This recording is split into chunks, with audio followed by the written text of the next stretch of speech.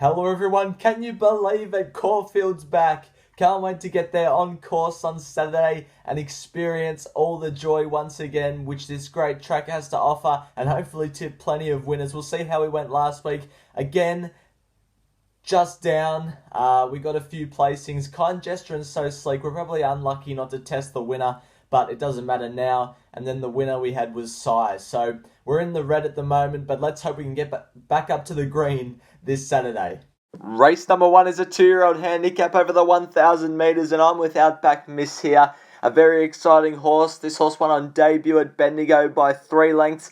Although it was on a heavy track, still had to do it and did it very impressively. Draws gate 10 on Saturday, and it doesn't really matter down those shoot races. It's just one turn, so they can sit wide. It'll sit on speed and be really hard to beat going up in class. Score Stacey, I reckon, was way over the odds. Like a recent jump out, draws to get a good soft run off on speed, and we saw in its first preparation, it's got the ability to win. I reckon it's way over the odds. Mantua, it was a good debut run behind Lynx on debut, and can settle well from the gate and run well again. Amigo is happy to take on at the price, draws to get back, and ran as good as Score Stacey did last preparation. One's $3.30, one's $16. In a non-speed, I think it'll be a non-speed dominated race, and I reckon an Amigo is going to get too far back, but it's in with a chance to run into a placing. With Outback Miss, the winner of the first. Race number 2 is a 3-year-old handicap over the 1,000 metres, and I'm with Katsu. There's some queries on this horse, which are the 60 kilos, the big weight, and gate 5, because all 4 drawn inside of it are leaders or on-speed horses, so it'll need to find a spot early, but it's just got too much class, in my opinion, for this field. It started an odds-on favourite last start in the Bellisbury Stakes, and it's a harder 1,000 metres at Sandown than it is at Caulfield, so I reckon it can improve sharply and be back to winning ways on Saturday. Penthouse coming down from Sydney, I thought represented value. Draws gate 4, we'll probably get to outside the leader somewhere around there and be running well again. Bubble Palace and Flying on a Limb both come through the same fillies race at Sandown. Bubble Palace gets a little weight swing on Flying on a Limb, and that's why I've got Bubble Palace ahead of that horse, but overall, I think Katsu might just have too much for this lot. Hopefully we'll see it back to its best on Saturday, winning for Blake Shin. Race number 3 is a 3-year-old fillies handicap over the 1,200 metres, and I can't quite believe the price of Double Earn here. Luke Campbell takes the ride, bringing the weight down to 53 kilos. This horse draws absolutely ideally in gate 10, just can get an on-speed run away from the fence and getting luck in the straight, hopefully. This horse ran second last start, beaten half a length by Cause for Concern at Sale, and that horse came out last start at Flemington last Saturday and absolutely bolted in down the straight in the last race. Good form out of that race, draws well, under the minimum. Just can't believe it's not favourite. I've got it on top. Gemstar in for second. Carleen Ethel takes the claim. It gets in with a lightweight. Draws gate 1, drawn for a cosy run. It can run well. Silent Scream represented value, in my opinion. From gate 2, should get a good run for Craig Newitt and be running well. And Desire gets the claim for Wirramu Pin. Draws gate 8. Bit of a tricky map. Might go forward, might go back. We'll see how it goes. But pretty keen on Double Earn in race 3 at Caulfield. Race number 4 is a benchmark 78 over the 1,600 metres, and I'm with Trocity here for Patrick Payne. Laura Lafferty claims the 3 kilos like it did last start at Sandown, where it was first up and did its best work late behind Flash Flood and Pitch and Un. It might have second up syndrome, where it's ran a bottler first up and might just be a little underdone second up, but we'll see how we go. I reckon it draws well, can be on the outside of horses, stalking the speed about midfield and be running well. De Niro comes through that same race, wasn't too far off Trocity. This horse just doesn't help itself at all, missing the start, and that's why I couldn't have it on top. Should get back to near the back and running on, hopefully into a placing. The Nephew's also drawn too wide for me, will need to go back, but can run on into a minor spot, unless it slots in for 3 wide cover somewhere. And Wild Imagination should get a good run from gate 1 and comes over from Adelaide. So 4 each way on Trocity, Confident and De Niro, just in case it jumps the gates and puts itself in a position. Race 4, a value race with Trocity, my on top selection. Race number 5 is a 3-year-old handicap over the 1,400 metres, and Hazel Baby's on top for me. Ma Eustace and Carleen Heffel combine.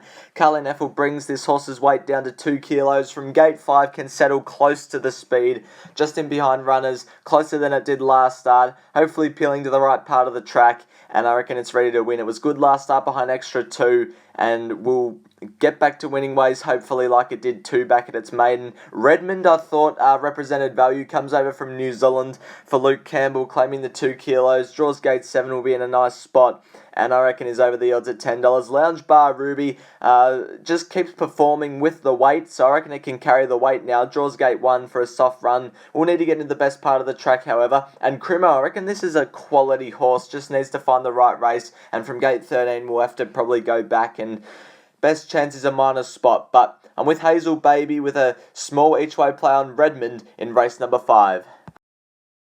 Race number 6 is a benchmark 84 over the 1400 metres, and I can't quite believe the price they're putting up about Federal, and it's drifting as well. They put up about 10, it's out to 12. I said yes please. I reckon this horse is in with a massive chance. 1400 first up, I reckon really suits this horse. Had good form at the Curragh, which is where it comes from. It's from overseas. Go watch its jump out on racing.com. It was some of the best work I've seen in a long time. Draws gate 4, will get to midfield or so. Just needs luck in the straight and it'll be winning. I can't believe it's double figures. Cardigan Queen, the best danger to it. Draws gate 11, so might have to get a bit further back than anticipated. And that's the only query on that horse, but will be running well and is a last start winner. Turbo finished second in this race last year. Draws gate 8 and up to the 1400 metres will be hard to beat again. And Barbie's Fox draws gate 6. Probably needs a heavy track, but can run well. But really keen on Federal in race number 6. Can't quite believe the price. Can't wait to see it. Race 7 is a fillies and mares benchmark 84 over the 1100 metres, and I'm with Winning Verse here, coming down from Sydney. This horse last year went to Caulfield coming from Sydney, drew wide, came across from the wide gate to lead and bolted away to win by 3 lengths at a big price. I reckon it can do it again. Blake Shin in the saddle this time, draws out wide, looks the likely leader in the race, should have too much dash for Invincible Caviar and Senegalia early to lead the field, and I reckon it can win. So I've got Winning Verse on top of Invincible Caviar, who can improve second up out of a disappointing Bella Spree run, but draws for a good run. Carlin Ethel takes the 2 kilo claim. Wiramu Pin and Senegalia combined. Draws gate 10. Last start winner at Flemington has to be considered. And Rain Beal, I reckon it's slightly over the odds at $19. She'll get a cozy run from gate 3 and do its best work late. So Winning Verse on top for me. Hopefully can come across from the wide gate lead and just have too much dash for them over the 1100 metres. Race number 8 is an open handicap over the 2,000 metres, and I'm on Normandy Bridge this start. I was very happy to take it on last start because I couldn't think it could carry the weight, and I was surprised with how close it got, within a length of Deepstrike. Now has a 4 kilo weight swing on that horse and only finished a length behind it last start. It deserves to go on top. Draws gate 9, so may have to spot Deepstrike as start, but I reckon it's good enough to overhaul it late. And I still think Deepstrike's a good chance in for second. Draws gate 2, will probably be on speed or midfield somewhere. Wiramu Pin rides. It's a pretty good chance. Flash Feeling, 2,000 metres is probably its ideal trip and draws for an absolutely ideal run in gate number 5. Unfortunately, not an apprentice claiming race, which would have suited those horses. Independent Road as well, gate 7, Josh Richards can run into a minor spot, but I'm pretty keen on Normandy Bridge here in race number 8. I reckon it can return to winning ways like it did 2 back at Sandown, and hopefully, it can win.